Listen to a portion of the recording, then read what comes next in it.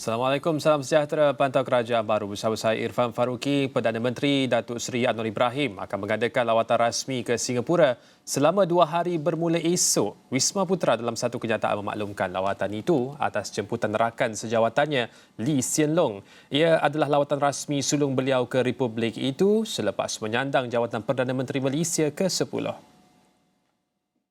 Anwar akan bertemu pemimpin-pemimpin Singapura termasuk Presiden Singapura Halimah Yacob dan Perdana Menteri Singapura Lee Hsien Loong. Kedua-dua Perdana Menteri akan menyaksikan majlis menandatangani memorandum persefahaman untuk mempromosikan kerjasama dalam data, keselamatan cyber dan ekonomi digital serta 2 kerangka kerjasama dalam ekonomi digital dan ekonomi hijau. Anwar juga dijadual untuk mengadakan pertemuan dengan diaspora Malaysia di Singapura. Anwar akan diiringi isteri Datuk Seri Dr. Wan Azizah Wan Ismail. Delegasi juga akan disertai oleh Menteri Luar Negeri Datuk Seri Zamri Abdul Kadir, Menteri Pengangkutan Anthony Loke Siu Fuk, Menteri Perdagangan Antarabangsa dan Industri Tengku Datuk Seri Zafrul Tengku Abdul Aziz dan Menteri Komunikasi dan Digital Ahmad Fahmi Muhammad Fazil bersama pegawai kerajaan yang berkaitan. Premier Sarawak Datuk Patinggi Tan Sri Johari Openg dan Menteri Besar Johor Datuk On Hafiz Ghazi akan turut menyertai delegasi tersebut. Lawatan ini mencerminkan hubungan akrab antara Malaysia dan Singapura sebagai jiran rapat serta negara anggota ASEAN termasuk jalinan antara rakyat yang erat serta hubungan ekonomi yang kukuh. Antara lain, lawatan ini akan memberi peluang kepada kedua-dua belah pihak untuk meneroka peluang kerjasama bagi meningkatkan lagi hubungan dua hala dan membincangkan isu serantau serta antarabangsa yang mempunyai kepentingan bersama. Pada 2022, Singapura merupakan rakan dagangan kedua terbesar Malaysia dan terbesar dalam kalangan negara-negara anggota ASEAN dengan jumlah perdagangan berjumlah 367.53 bilion ringgit dengan peningkatan sebanyak 29.4% berbanding jumlah dagangan pada 2021.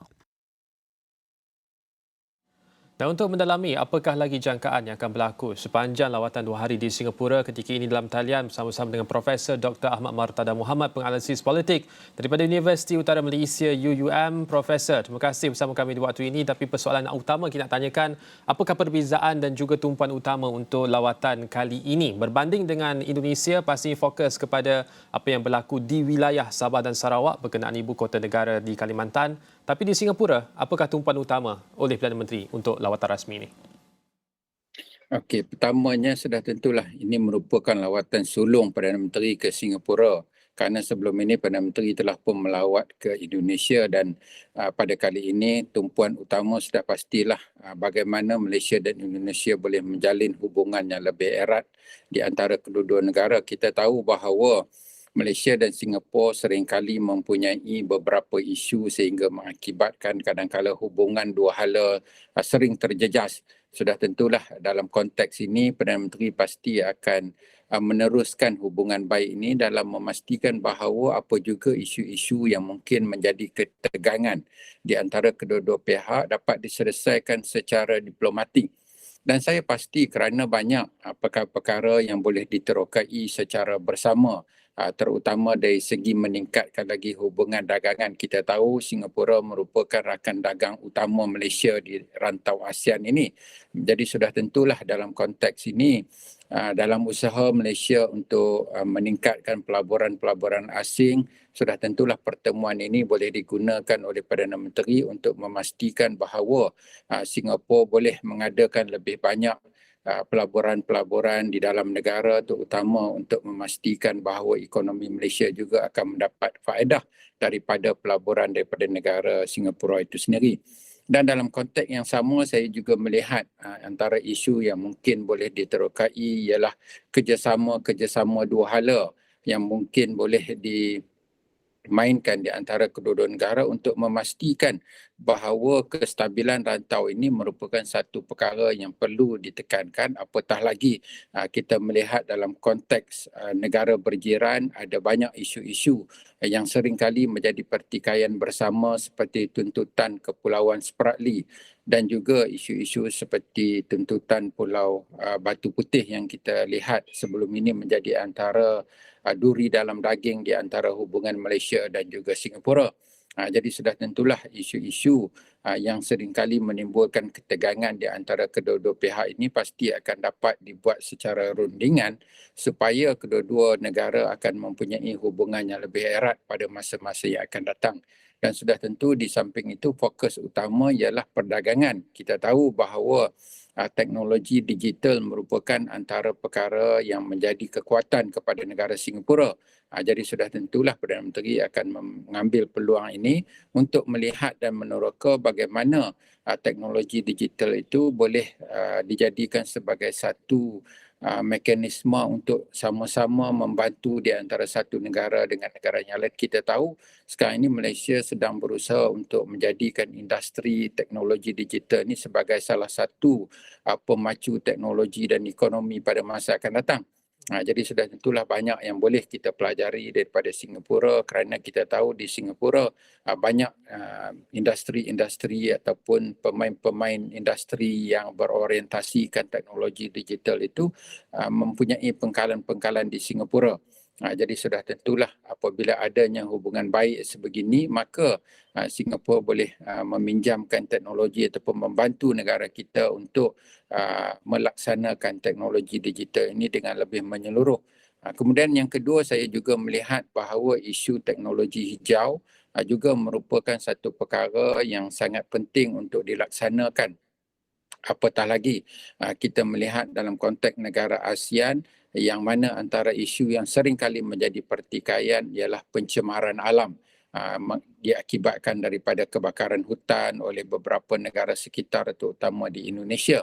Jadi sudah tentulah dari segi memastikan bahawa teknologi hijau ini terus menjadi agenda utama seiring dengan agenda SDG World Bank ataupun bangsa-bangsa bersatu, maka sudah tentulah ini antara isu yang pasti menjadi pokok perbincangan di antara kedua-dua pihak, terutama dalam membantu Malaysia untuk melaksanakan teknologi hijau untuk memastikan bahawa pembangunan yang dilaksanakan negara juga mengambil kira pembangunan dari segi kelestarian teknologi hijau. Jadi saya kira perkara-perkara lain juga pasti akan diterokai, terutama hubungan dari segi pelancongan, hubungan dari segi pendidikan dan juga dari segi aspek-aspek keselamatan cyber yang kita tahu pada ketika ini keselamatan cyber merupakan agenda utama di rantau ASEAN ini.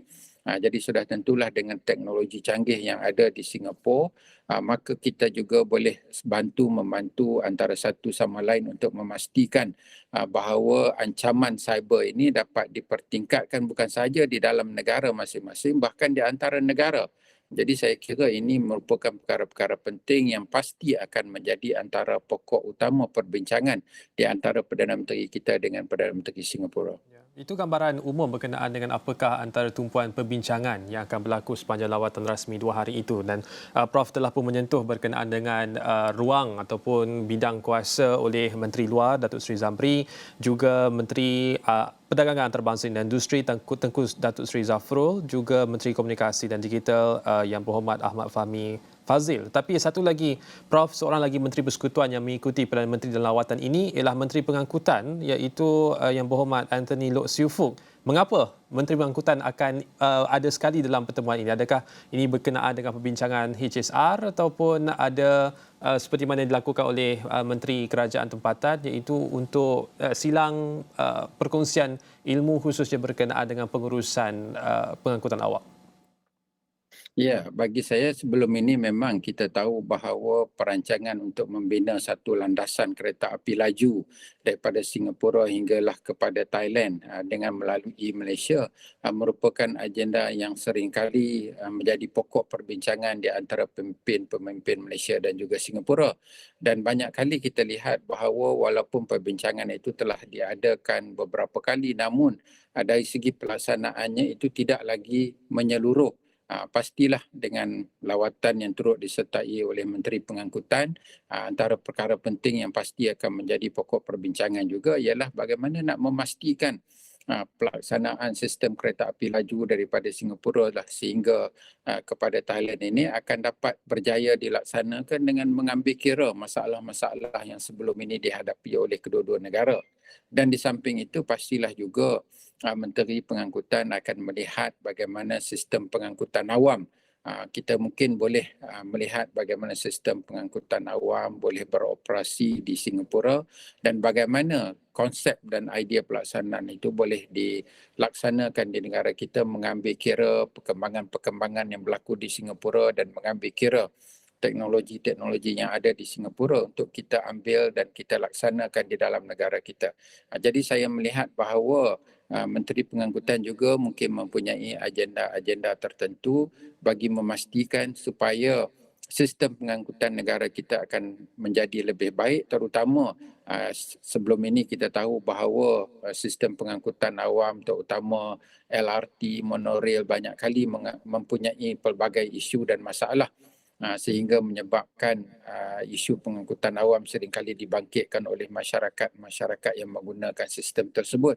Jadi sudah tentulah ini adalah suatu masa dan ketika maka Malaysia boleh meneroka bentuk-bentuk bantuan yang boleh diberikan oleh kerajaan Singapura untuk sama-sama membantu mengatasi masalah terutama meningkatkan lagi keberkesanan sistem pengangkutan awam di dalam negara kita. Baik, Prof. Satu lagi soalan sebelum kita berehat, Prof. Itu berkenaan dengan keistimewaan lawatan Perdana Menteri ke Singapura. Kalau Perdana Menteri ke Indonesia, ada banyak kelebihan. Ada hubungannya, sejarah peribadi PM kita dengan tokoh-tokoh daripada Indonesia. Tapi PM dan Singapura, apakah kelebihan yang wajar kita tahu sebelum lawatan rasmi ini berlangsung? Okey, kita melihat bahawa walaupun secara tradisinya Perdana Menteri tidaklah mempunyai hubungan yang sangat erat seperti mana beliau mempunyai hubungan erat dengan pimpinan-pimpinan daripada kerajaan Indonesia. Namun walau bagaimanapun saya melihat lebih kepada Perdana Menteri mempunyai agenda-agenda yang boleh dilaksanakan dengan adanya bantuan daripada rakan-rakan sejawat. Jadi sudah tentulah dengan adanya hubungan baik dengan rakan negara berjiran kita iaitu Singapura, maka sudah pastilah Malaysia mampu untuk melangkah lebih jauh ke hadapan terutama isu-isu yang seringkali membelenggu negara kita terutama dari aspek perdagangan. Kerana kita tahu bahawa untuk Malaysia memacu ekonomi ke hadapan, kita memerlukan sokongan daripada negara-negara jiran dan sudah tentulah negara jiran yang mempunyai sistem ekonomi dan kedudukan ekonomi yang lebih baik ialah Singapura.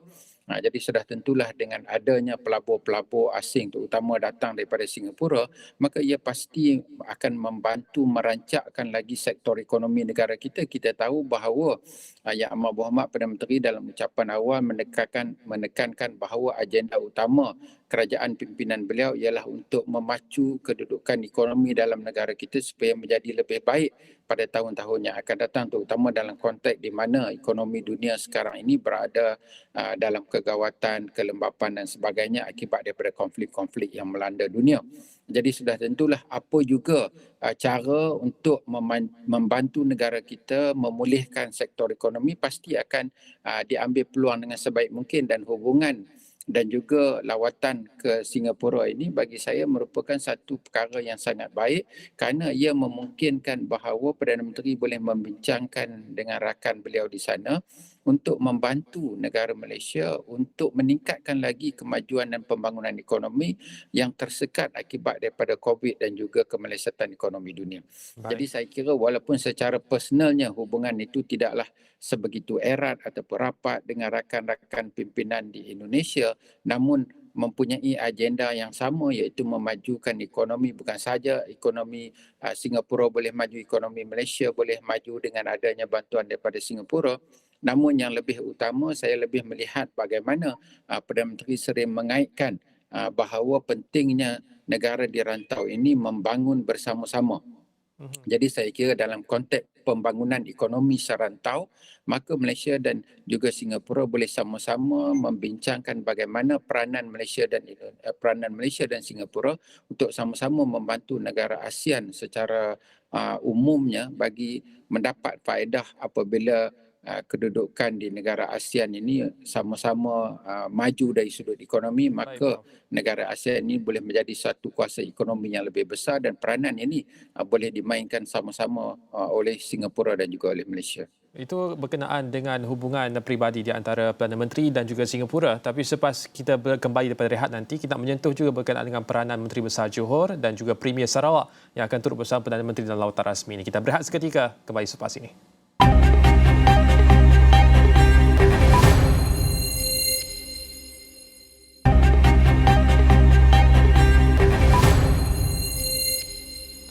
Kembali bersama kami untuk pantau kerajaan baharu menjelang lawatan rasmi Perdana Menteri ke Singapura bermula esok 30 Januari dan Singapura merupakan negara pelabur langsung asing FDI Malaysia kedua tertinggi selepas Amerika Syarikat dengan pelaburan mencecah 9 bilion ringgit berdasarkan data yang dikeluarkan oleh Jabatan Perangkaan Negara. Dan untuk itu, melihat lebih banyak lagi ruang apakah kerjasama dan hubungan baik di antara kedua negara, ketika ini bersama-sama dengan Profesor Dr. Ahmad Martada Muhammad, penganalisis politik UUM. Prof, dalam lawatan ini juga disertai oleh Menteri Besar Johor yang mana kita faham mengapa MB Johor akan turut bersama, tapi Premier Sarawak juga turut bersama. Apakah signifikan penyertaan mereka dalam lawatan kali ini?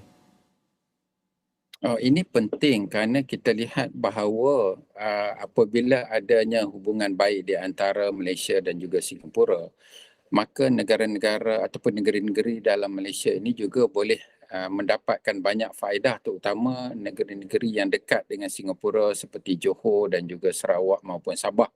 Jadi sudah tentulah dalam konteks ini apabila Premier Sarawak dan juga Menteri Besar Johor turut menyertai rombongan pada kali ini, maka sudah pastilah mereka juga mempunyai hasrat untuk sama-sama mencari dan meneroka peluang-peluang yang lebih besar, terutama mengajak pelabur-pelabur daripada Singapura untuk datang membuat pelaburan di Sarawak terutamanya dan juga di Johor.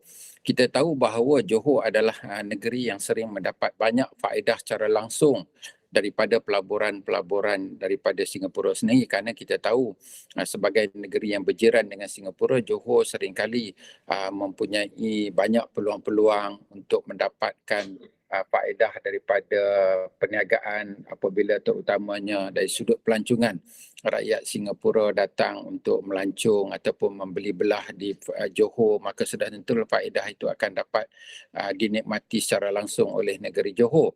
Namun dalam konteks Sarawak, kita jarang mendengar bagaimana peluang-peluang yang ada di negeri Sarawak itu boleh diterokai oleh pelabur-pelabur daripada Singapura.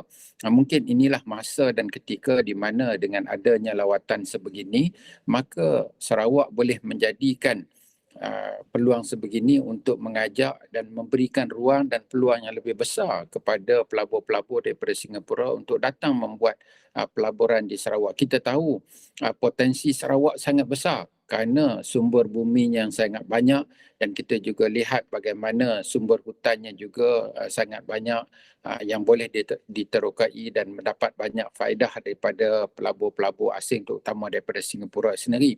Dan dalam konteks yang sama, kita tahu bahawa dengan adanya hubungan yang baik di antara Sarawak dan juga Singapura, maka sudah tentulah pelancong, kalau kita bercakap dari sudut pelancong, maka Sarawak boleh dijadikan di antara destinasi pelancongan di kalangan warga Singapura itu sendiri. Sebelum ini kita lihat banyak yang berlaku ialah di mana apabila rakyat negara kita apabila ingin melakukan pembelian ataupun membeli belah dan sebagainya, mereka sering menjadikan Singapura itu sebagai antara destinasi membeli belah. Namun mungkin dalam konteks yang berbeza, dengan adanya tempat-tempat yang menarik di Sarawak, maka Sarawak boleh menjadikan negeri mereka sebagai pusat destinasi pelancongan pula oleh rakyat di Singapura itu sendiri. Dan saya kira infrastruktur yang lebih baik di Sarawak pada masa ini juga memberikan kelebihan untuk Sarawak meneroka pelbagai potensi-potensi yang boleh dijadikan sebagai sumber pendapatan kepada negeri Sarawak itu sendiri. Dan sebab itulah bagi saya dengan adanya hubungan baik ini, maka pelabur-pelabur daripada Singapura boleh mengubah tumpuan mereka, bukan saja memberikan tumpuan sebelum ini kepada negeri-negeri yang berdekatan seperti kita lihat Johor, Melaka, namun mereka boleh beralih arah pula ke negeri-negeri seperti Sabah dan Sarawak.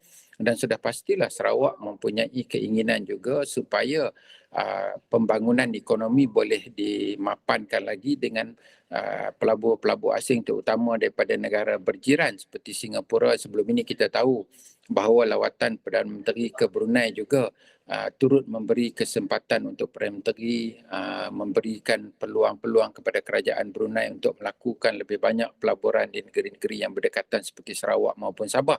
Namun dalam konteks yang sama, Saya juga melihat bahawa peluang Sarawak untuk mendapatkan pelaburan daripada Singapura juga mungkin ada.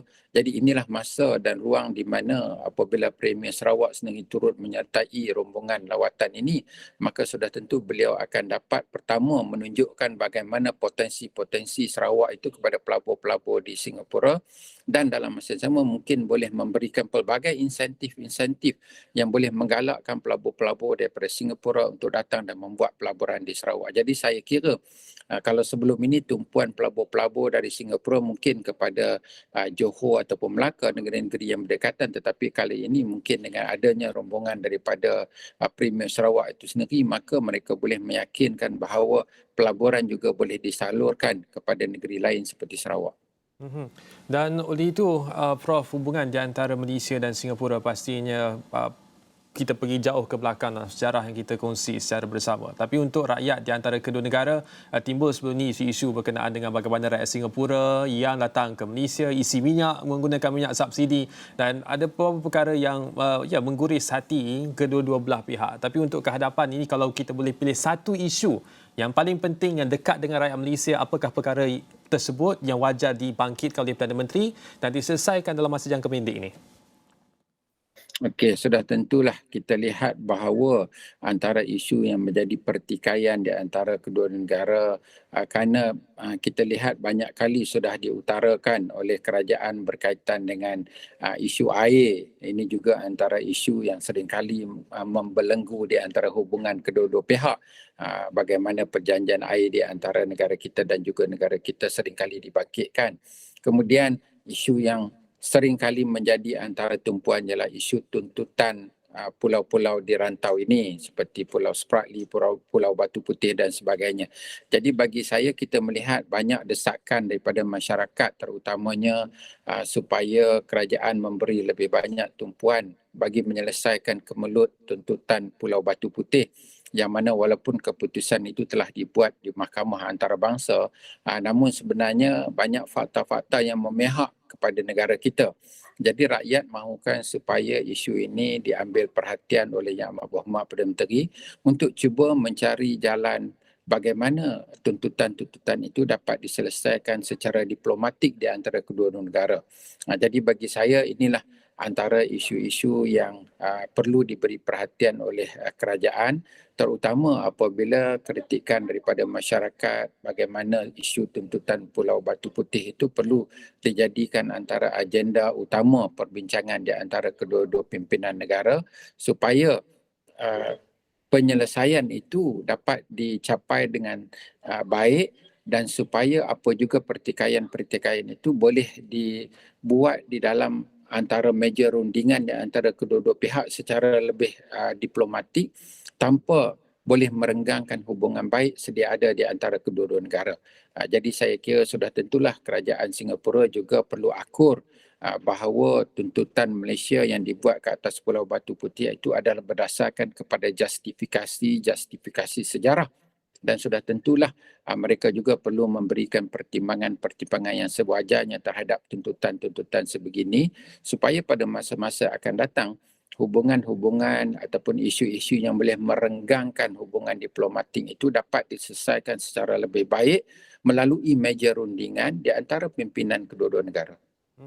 Dan daripada itu juga Prof, pastinya tumpuan berkenaan dengan harga tol dealing kedua.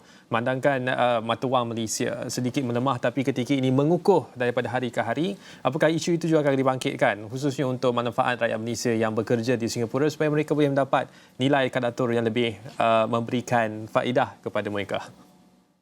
Ya, pasti. Kerana itu juga pasti akan membawa banyak kelebihan kepada kerajaan kita dan mengurangkan tekanan kepada pekerja-pekerja Malaysia yang bekerja di Singapura.